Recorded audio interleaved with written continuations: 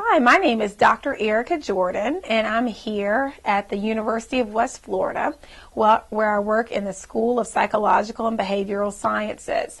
I study discipline and punishment and parent-child relationships, and I'm here today to talk to you about a few practical strategies, positive strategies, to help you to respond to a child's misbehavior. So, everyone knows it can be frustrating to respond to the undesirable behaviors of a young child. Many times people are tempted to use harsh discipline strategies such as corporal punishment or spanking. I'm here to really encourage you to try some more positive strategies and to avoid the use of harsh corporal punishment or spanking or other harsh strategies that can actually interfere with the child's learning process. So when the child is so anxious or so upset or even so angry following the receipt of harsh punishment practices, it can often interfere with the learning process and they are unable to learn the behavior that you're actually trying to teach them to engage in. So here are a few suggestions, a few practical tools that you can use as alternatives.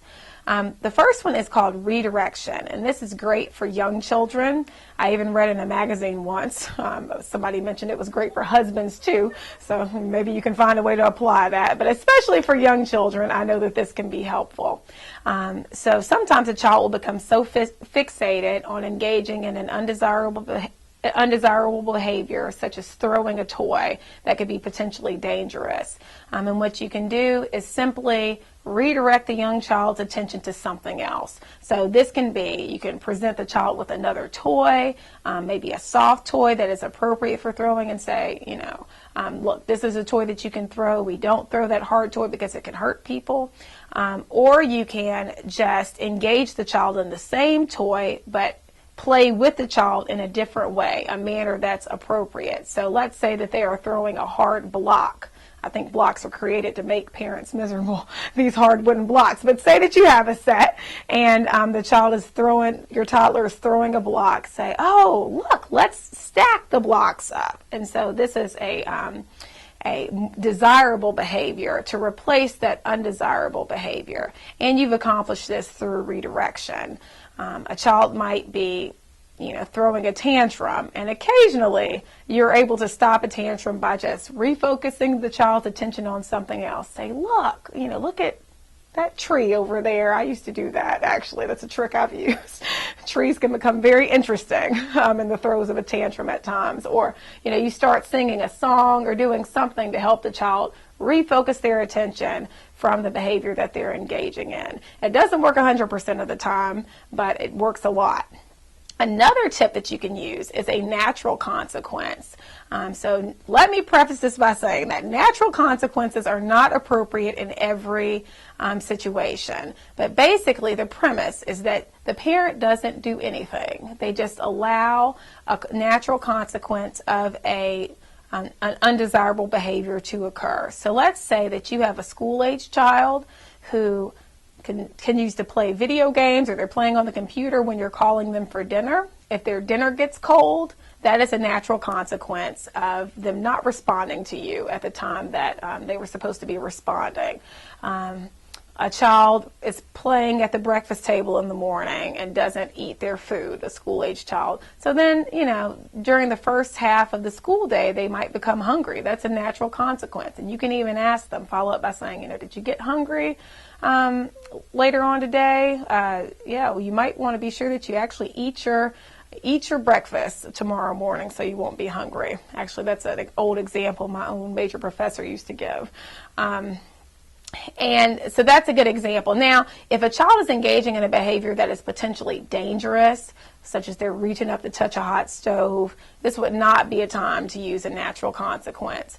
You might instead want to move on to a logical consequence. With a logical consequence, the parent does have to exert some energy and the parent does have to respond. But but you're really encouraged to be a thinking parent at this time and to come up with a consequence that is directly related to the misbehavior. For instance, if you have a school-age child who is not doing their homework but instead coming home and watching the television, a logical consequence would be to remove the television for a set few days until the child learns that as soon as they come home, they need to focus on their homework.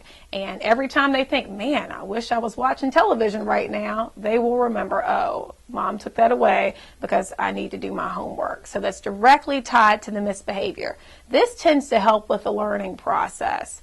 You can even do the same sorts of things with younger children. Just be a thinking parent and come up with a consequence that's directly tied to the misbehavior.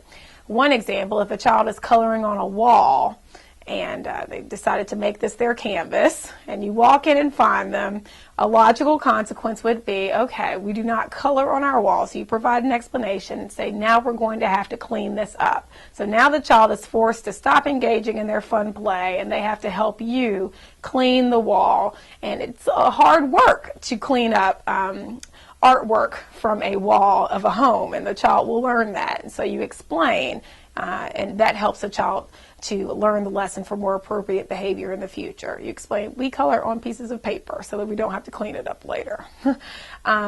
Finally, it's helpful to enforce rules that you have hopefully already set into place.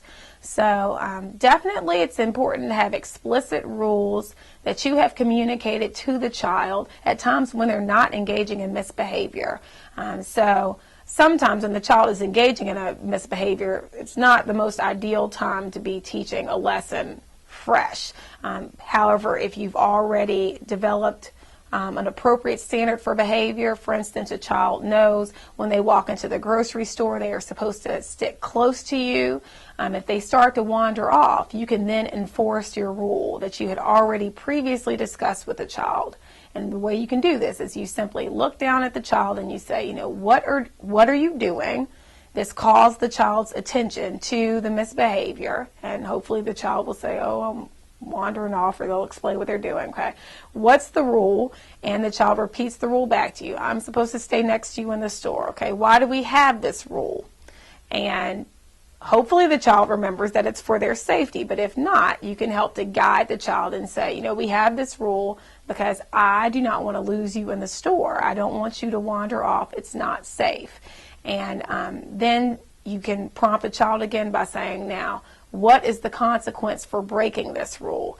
And if you've already set a consequence in place, such as the child knows that maybe they can't get a special treat at the store that day, or maybe they have to lose some other privilege, then enforcing that is a much more teachable situation rather than just removing that privilege alone without already having a rule set in place. So to review, you call attention to the child's misbehavior, ask them what's the rule, ask them to explain to you why you have the rule, and then ask them to follow up with the consequence. And then you can also offer some suggestions for behaving more appropriately in the future. Just another example of enforcing this behavior. Commonly, children will get into disagreements with one another, either with their siblings or their classmates. And young children sometimes will take a toy from another child that they want.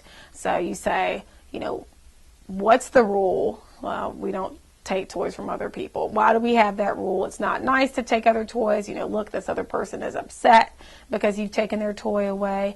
Why do we have this rule? And then you explain, and then what's the consequence for breaking this rule? If the child has to lose some sort of play privileges for a small amount of time, then enforcing that after having the discussion of the rule can make for a much more teachable moment. Thank you very much. I hope that this has been helpful for you. If you want hundreds of other suggestions for responding to difficult behaviors of young children, I'll encourage you to read the Discipline book. You don't have to read it cover to cover, but it has a lot of practical strategies that you can flip through. It's written by William and Martha Sears, who have 8 children of their own and a website. So I'll encourage you to obtain that book and to read it. Thank you so much.